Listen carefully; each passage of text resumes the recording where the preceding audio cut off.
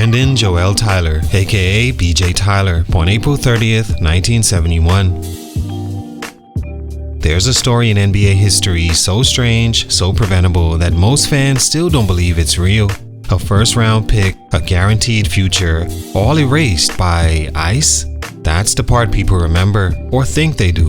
But before that moment, before everything unraveled, BJ Tyler was viewed as a piece of a rebuilding franchise. Drafted 20th overall by the Philadelphia 76ers, Tyler entered the league at a time when the team was desperate for stability. Post Charles Barkley, the Sixers were in search of their next identity.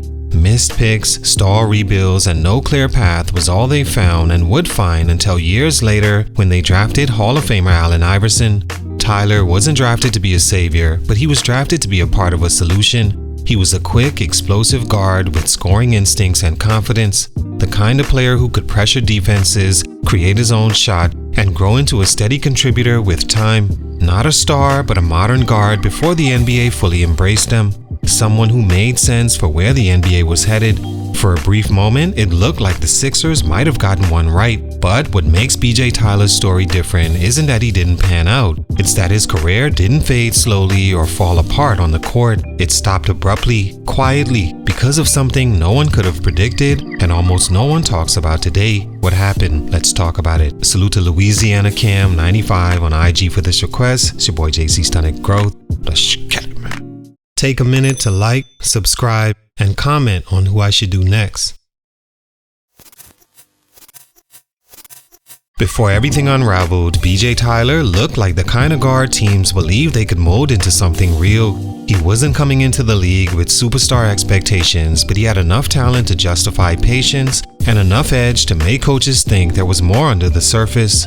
At DePaul, Tyler showed flashes of what scouts liked: quick first step, confidence, handle, and the ability to score in bunches when he got going. He wasn't a pure point guard, and he wasn't a traditional shooting guard either. He lived somewhere in between, a combo guard before that term became common. The type of player who could push tempo, attack gaps, and make things happen even when the play broke down. After transferring to Texas, the same traits followed him. The talent was obvious, so were the questions: consistency, maturity, and fit.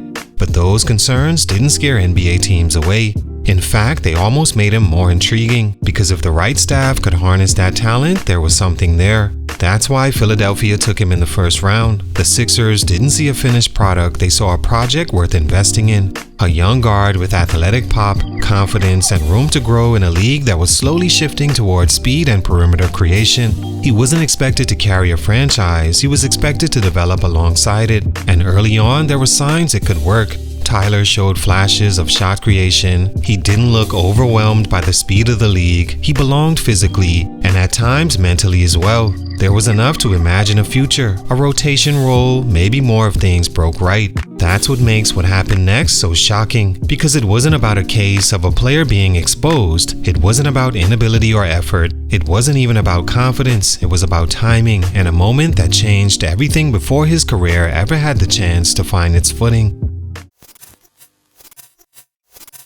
Before Allen Iverson ever stepped foot in the league, the Philadelphia 76ers were searching for an identity. The post-Charles Barkley years had left the franchise drifting, stuck between rebuilds, chasing directions more than wins. They didn't need just talent, they needed hope. Someone who could reset the culture and give the fan base a reason to believe again. That's what Iverson would eventually become. But before him, the Sixers were throwing darts in the dark, trying to find the next spark wherever they could. They drafted size, they drafted potential, they drafted athleticism, and for a moment they believed BJ Tyler might be part of that answer, no pun intended. Tyler entered the league at a time when the NBA was still trying to figure out what kind of guard it wanted. The league hadn't fully shifted towards speed and space yet. Creativity was often mistaken for recklessness, and young guards were expected to fall in line, not experiment. But Tyler had the kind of game that hinted at where basketball was headed: quick, confident, capable of creating offense without needing the system to create it for him. He wasn't the savior, but he looked like someone who could grow alongside it. That's why his name mattered in Philly's plans, even if it never made headlines. Then in 1996, Allen Iverson arrived and everything changed. Iverson didn't just bring talent, he brought identity, edge, and a sense of purpose the franchise hadn't felt in years. Suddenly, the Sixers didn't need to project the future anymore, they were living in it. And just like that, the window closed on everything in between, including BJ Tyler.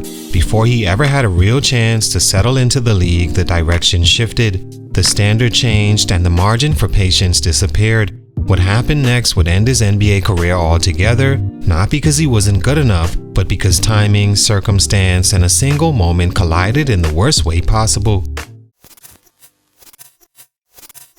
According to journalist Chris Young in his book Drive, BJ Tyler's NBA career didn't end because of a collision, a torn ligament, or years of wear and tear. It ended because of a moment that seemed harmless at the time. After being selected by the Toronto Raptors in the 1995 expansion draft, Tyler entered camp with legitimate expectations. Reports from that period indicate he was part of the team's plans and had agreed to a multi-year contract reportedly worth around $6 million. He wasn't a fringe player, he was viewed as a young guard with upside, someone the new franchise believed could grow with them. During that time, Tyler iced his ankles following a workout, something players routinely did to manage soreness and inflammation. But in his case, he fell asleep with the ice still on. The prolonged exposure caused severe nerve damage in his ankles. The damage wasn't cosmetic or temporary, it directly affected his ability to move, cut, and explode. The very traits his game depended on. His quickness disappeared, his balance suffered, and the natural athletic feel he once had never fully returned. Despite still being skilled enough to compete at a basic level, he could no longer perform at NBA speed. And in a league that moves fast and offers little patience, especially to young guards without established resumes, there was no runway for recovery. The Raptors were forced to move on. Tyler never appeared in a regular season game for them, and his NBA career ended almost as quietly as it began. There are many strange injuries in league history, but few altered a career this completely. A routine recovery decision, something thousands of players had done without consequence, permanently changed the trajectory of his life, and with that, BJ Tyler's time in the NBA was over before it ever truly had a chance to begin. All in all, BJ Tyler's story is a tragic one that took away the dreams of a player with real potential. No, he wasn't Allen Iverson for the Sixers, and no, he wasn't a big name you remember. But he was still just a rookie, looking to find his way and doing what he loved to do. It's unfortunate something so routine and so simple took his career away, but it just may have helped countless future players and teams prevent something like this from ever happening again. Not much can be found on what happened to Tyler after the NBA, but his story remains one of the craziest stories of career cut short in NBA history. Salute, much respect. It's your boy JC Stunted Growth, and I'm out.